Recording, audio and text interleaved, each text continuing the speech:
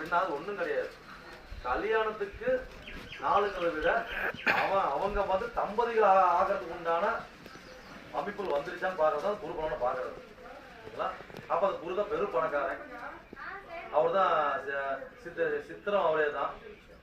அதே மாதிரி பாத்தீங்கன்னாக்கா கல்வி, பெரிய ஒரு தர்மகர்த்தா, காரியகர்த்தா, இது இந்த மாதிரி அமைப்பு உள்ள எல்லாம் பார்த்தா குரு நல்லா தான் இருக்க முடியும். அடுத்தது பார்த்தா சுக்கிர பகவான். அப்ப சுக்கிர பகவான் பாத்தீங்கன்னாக்கா வண்டி, வீடு, வாகனம், ஆடை வியாபாரம், நகை நட்பு, இது எல்லாம் பார்த்தா சுக்கிர பகவான். நான் சுக்கிர பகவான் கெட்டு போச்சு வச்சுக்கோங்க. அதே மாதிரி பார்த்தா ஆண் ஜாதம், பெண் ஜாதம் பார்த்தா சுக்கிரன் தான் வந்து பாத்தீங்கன்னாக்கா கடத்தக்காரனா வருவார். அப்ப சுக்கிரன் கெட்டு போயிட்டாலும் டோட்டல் க்ளோஸ்னு அர்த்தம். சுக்கிரன் ஒரு ஜாதகத்துல கெட்டு போச்சுன்னா ஓரளவுக்கு அது கொஞ்சம் யோசிக்கணும் அப்படின்னு சொல்லணும். அப்புறம் வந்து பார்வை, சேர்க்கை, நிறைய இருக்கு. பொதுவாக ஒரு விஷயம் சொல்றோம். அப்ப சுக்கிர பகவான் தன்மை என்னன்னா, அவரு சுக்கிர பகவான் சிறு பணம், குரு பகவான் பெரு பணம். அப்ப ரெண்டு பேரும் சேர்ந்தாதான் ஃபைனான்ஸ்.